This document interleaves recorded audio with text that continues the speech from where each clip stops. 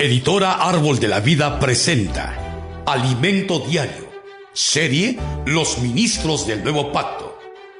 Título: Embajador de Cristo. Título de la semana: Juró el Señor y no se arrepentirá, tú eres sacerdote para siempre. Hebreos 7:21.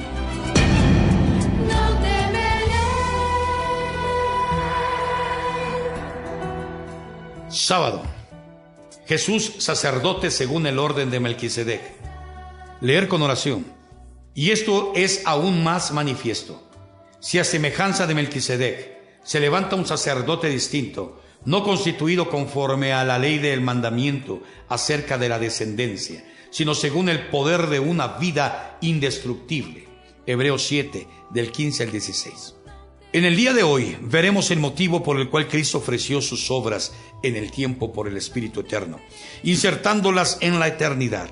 Leamos: sí, pues la perfección fuese por el sacerdocio levítico, porque bajo él recibió el pueblo la ley, ¿qué necesidad habría aún de que se levantase otro sacerdote según el orden de Melquisedec y que no fuese llamado según el orden de Aarón? Hebreos 7:11. El sacerdocio que Dios estableció en el Antiguo Testamento, el sacerdocio levítico, designado especialmente a la casa de Aarón, no era perfecto. Dios necesita un sacerdocio perfecto para llevar a su pueblo a la perfección. Hoy Dios trabaja en nosotros, santificándonos con el fin de insertarnos en la gloria. De esa manera el sacerdocio que nos llevará a la gloria debe ser perfecto. Por tanto, era necesario que Cristo se convirtiera en sacerdote. Sin embargo, ese sacerdote no es más del orden de Aarón, porque el sacerdocio del orden de Aarón no era perfecta, pues era un sacerdocio terrenal. Entonces, Dios levantó a Cristo para ser sacerdote para siempre, según el orden de Melquisedec, versículo 17. Es otro orden, y esto es aún más manifiesto. Si a semejanza de Melquisedec se levanta un sacerdote distinto, no constituido conforme a la ley del mandamiento acerca de la descendencia, sino según el poder de una vida indestructible. Versículo 15-16. Ese otro sacerdote es Jesús. Jesús fue constituido como sacerdote, no conforme a la ley del mandamiento acerca de la descendencia. Esa expresión mandamiento acerca de la descendencia se refiere a una regla instituida en el Antiguo Testamento para el pueblo de Israel, de que solamente los del linaje de la casa de Aarón podrían ser sacerdotes. Por esa regla, Jesús, que era de la tribu de Judá, nunca podría ser un sacerdote. Hebreos 7:14. Pero gracias a Dios, Jesús fue constituido como sacerdote por Dios, según el poder de una vida indestructible. Versículo 16. Eso significa que Jesús fue constituido sacerdote después de su resurrección.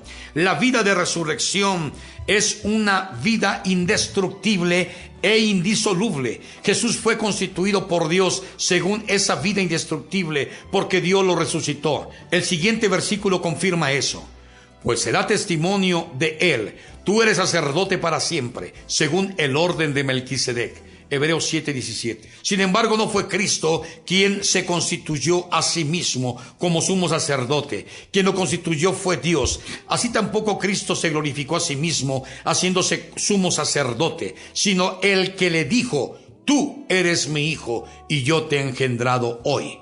5:5. Dios le dijo eso a Cristo en su resurrección. Hechos 13:33. Al resucitar al Señor, el Padre confirmó que aprobaba el ministerio terrenal de Jesús. 2:22-24. En ese momento Cristo fue declarado sumo sacerdote según el orden de Melquisedec. El sacerdocio de Aarón no llevaba a nadie a la perfección, pero el sacerdocio perfecto de Jesús, aprobado por el Padre, nos lleva a la gloria. Vea la importancia de la obediencia. Y Cristo, en los días de su carne, ofreciendo ruegos y súplicas con gran clamor y lágrimas al que le podía librar de la muerte, fue oído a causa de su temor reverente. Y aunque era hijo, por lo que padeció aprendió la obediencia, y habiendo sido perfeccionado, vino a ser autor de eterna salvación por todos los que le obedecen. Hebreos 5, del 7 al 9. Si obedecemos a este sumo sacerdote, Él, como el autor de nuestra salvación eterna, también nos conducirá a la gloria. Querido doctor, lo que estamos hablando son cosas difíciles de decir y explicar. Acerca de esto tenemos mucho que decir y difícil de explicar por cuanto os habéis hecho tardos para oír. Hebreos 5:11. El mismo libro a los hebreos es muy difícil de entender, pero gracias a Dios no estamos más en la etapa de tomar leche espiritual, sino en la etapa de comer alimento sólido. El alimento sólido es para los adultos, para los experimentados, y todo aquel que participa de la leche es inexperto en la palabra de justicia, porque es niño. Pero el alimento sólido es para los que han alcanzado madurez, para los que por el uso tienen los sentidos ejercitados en el discernimiento del bien y del mal. Versículos 13 al 14. Estas palabras son alimento sólido para nosotros, que por causa de ese sumo sacerdote maravilloso somos perfeccionados y crecemos día a día rumbo a la gloria.